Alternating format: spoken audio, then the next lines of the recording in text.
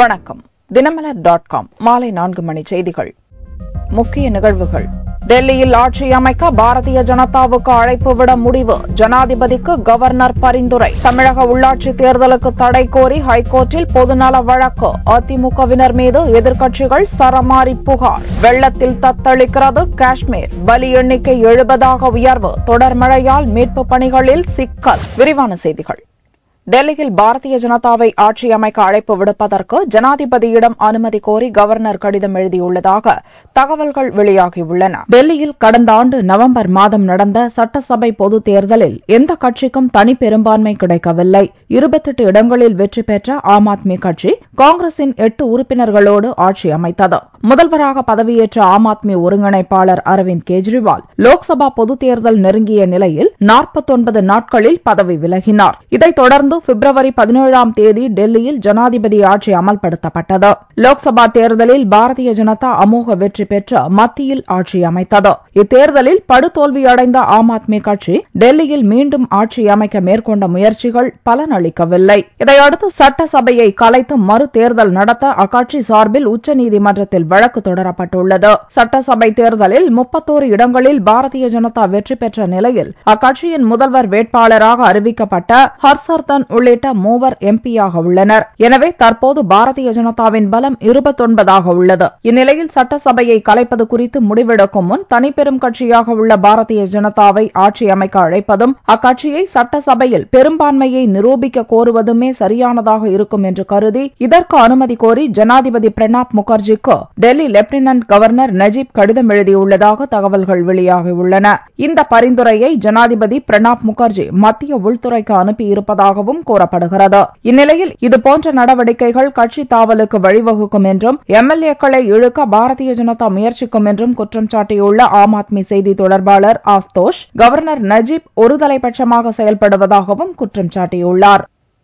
உள்ளாட்சி தேர்தலை ரத்து செய்ய கோரி தொடர்ந்த வழக்கில் செப்டம்பர் 8ஆம் தேதி தேர்தல் கமிஷன் மற்றும் தமிழக அரசு பதிலளிக்க சென்னை உயர்நீதிமன்றம் நோட்டீஸ் அனுப்பியுள்ளது. வரும் 18ஆம் தேதி தமிழகத்தில் உள்ளாட்சி இடைத்தேர்தல் நடக்கிறது. இதை ரத்து செய்து அறிவிக்க கோரி கோவை வக்கீல் கார்த்திகேயன் சென்னை உயர்நீதிமன்றத்தில் பொதுநலன் வழக்கு தொடர்ந்துள்ளார். உள்ளாட்சி தேர்தலில் வேட்புமனு தாக்கல் செய்ய வேட்பாளர்களுக்கு போதிய கால அவகாசம் தரவில்லை என்றும் கூடுதல் கால அவகாசத்துடன் புதிய தேர்தல் தேதியை அறிவிக்க உத்தரவிட வேண்டும் என்றும் அந்த மனுவில் கோரியிருந்தார். இம்மனு சென்னை உயர்நீதிமன்ற முதன்மை அமர்வில் வெள்ளியன்று விசாரணைக்கு வந்தது. வழக்கை விசாரித்த தலைமை நீதிபதி சஞ்சய் கிஷன் கவுல் மற்றும் சத்யநாராயணன் அடங்கிய அமர்வு தேர்தல் கமிஷன் மற்றும் தமிழக அரசு செப்டம்பர் 8ஆம் தேதி பதிலளிக்க நோட்டீஸ் அனுப்ப உத்தரவிட்டனர். உள்ளாட்சி தேர்தலில் அதிமுகவினருக்கு எதிராக தாக்கல் செய்யப்பட்ட மனுக்கள் அனைத்தும் தள்ளுபடி செய்யப்பட்டுள்ளதாக குற்றச்சாட்டு எழுந்துள்ளது. தமிழகத்தில் உள்ளாட்சி இடைத்தேர்தல் அறிவிக்கப்பட்டு வேட்புமனு தாக்கல் முடிந்துள்ளது. வெள்ளியன்று வேட்புமனுக்கள் பரிசீலனைக்கு எடுத்துக் கொள்ளப்பட்டன. நெல்லையில் வேட்புமனுக்கள் பரிசீலனையில் பெரும்பாலான மனுக்கள் தள்ளுபடி செய்யப்பட்டதால் கலேபரம் ஏற்பட்டது. வெள்ளியன்று காலை தேர்தல் அதிகாரியான கமிஷனர் லட்சுமி முன்னிலையில் வேட்புமனுக்கள் பரிசீலனை நடந்தது. அப்போது அதிமுக பாரதிய ஜனதா ஆகியோரது மனுக்கள் தவிர மற்ற மனுக்கள் தள்ளுபடி செய்யப்படுவதாக கமிஷனர் அறிவித்தார். திருநெல்வேலி மாநகராட்சியில் இன்று தாக்கல் செய்யப்பட்ட அனைத்து வேட்புமனுக்களும் பரிசீலனைக்கு எடுத்துக் கொள்ளப்பட்டன. பரிசீலனையின் போது அகில இந்திய அண்ணா திராவிட முன்னேற்றக் கழகத்தை சார்ந்த வேட்பாளர் திருமதி புவனேஸ்வரி வேட்புமனுவும் பாரதிய ஜனதா கட்சியை சார்ந்த வேட்பாளர் திருமதி GPR வெள்ளையம்மாள் என்பவருடைய இரு மனுக்களும் முறையாக சரியாக விதிமுறைகளுக்கு உட்பட்டு தாக்கல் செய்யப்பட்டிருந்ததால் அந்த 2 மனுக்கள் மட்டும் ஏற்றுக்கொள்ளப்பட்டது. மற்ற அனைத்து மனுக்களும் நிராகரிக்கப்பட்டது. நிராகரிக்கப்பட்டதற்கான காரணம் வேட்புமனுவில் வேட்பாளனுடைய பெயர் உள்ளாட்சி வாக்காளர் பட்டியலில் எந்த பாகத்தில் அவங்க பேர் இருக்கு, எந்த சீரியல் நம்பர் இருக்கு மென்ஷன் பண்ணிருக்கணும்.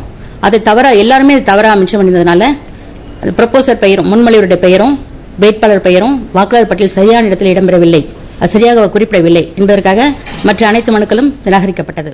இதற்கு சுயேட்சை வேட்பாளர்கள் எதிர்ப்பு தெரிவித்தனர். மாநகராட்சி அதிகாரிகளை கண்டித்து ஆர்ப்பாட்டத்தில் ஈடுபட்டனர். நெல்லை மாநகராட்சியில் மேயர் தேர்தலுக்காக வேட்புமனு தாக்கல் பண்ணியிருக்கேன்.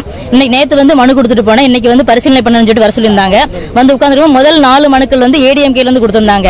4 மனுமே ஏத்துக்கிட்டாங்க. அப்புறம் அடுத்து வரக்கூடிய ஒவ்வொரு மனுமே கேன்சல் சொல்லிட்டு இருந்தாங்க. அப்ப ஏன்னு கேட்கும்போது இந்த வாக்காளர் பேர் அந்த எங்களோட பேர் வாக்காளர் பட்டியலில் இருக்குதாங்கிறத செக் பண்ணாங்க.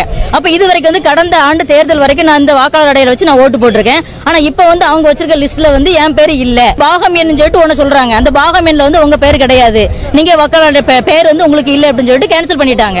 எங்க கூட சேர்ந்து 8 பேர் வந்து கேன்சல் ஆயிருக்காங்க. அப்ப 8 பேர் வந்து அதுல வந்து செலக்ட் பண்ணிருக்கிறது ஏடிஎம்கேவும் பிஜேபி மட்டும் தான் செலக்ட் பண்ணிருக்காங்க. இதனால் உள்ளாட்சி இடைத்தேர்தல் நடைபெறும் பகுதிகளில் பெரும் பரபரப்பு காணப்பட்டது. தமிழக உள்ளாட்சி இடைத்தேர்தலில் ஆளும் கட்சியினர் வேட்புமனு தாக்கல் செய்ய விடாமல் தடுத்து வன்முறையில் ஈடுபட்டதாக பாரதிய ஜனதா குற்றம் சாட்டியுள்ளது. புதுக்கோட்டை நகர்மன்ற தலைவர் பதவிக்கு அதிமுக வேட்பாளர் ராஜசேகர் கடந்த 3ஆம் தேதி வேட்புமனு தாக்கல் செய்தார். வியாழனன்று பாரதிய ஜனதாவின் செல்வம், கம்யூனிஸ்ட் வேட்பாளர் ராமச்சந்திரன் உள்ளிட்டோர் வேட்புமனு தாக்கல் செய்ய நகராட்சி அலுவலகம் வந்தனர். அங்கு 300க்கும் மேற்பட்ட அதிமுகவினர் நின்று கொண்டு கத்தியை காட்டி மிரட்டி கொலை மிரட்டல் விடுத்து யாரையும் உள்ளே விடவில்லை என்று பாரதிய ஜனதா கட்சியினர் புகார் தெரிவித்துள்ளனர். இதைத் தொடர்ந்து சாலை மறியலில் ஈடுபட்டவர்களை போலீசார் கைது செய்தனர்.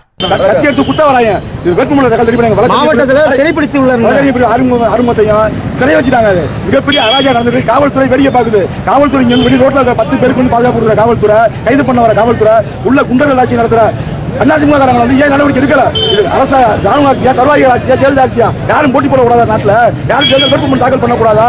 இப்படி ஜெயிச்சு என்ன பண்ண போறாங்க? விஜயபாஸ்கர் எப்பவுமே அமைச்சர் இருந்துருவாங்க. அவரு கடைசி வரைக்கும் இருந்துருவாங்க. 2 அமைச்சர்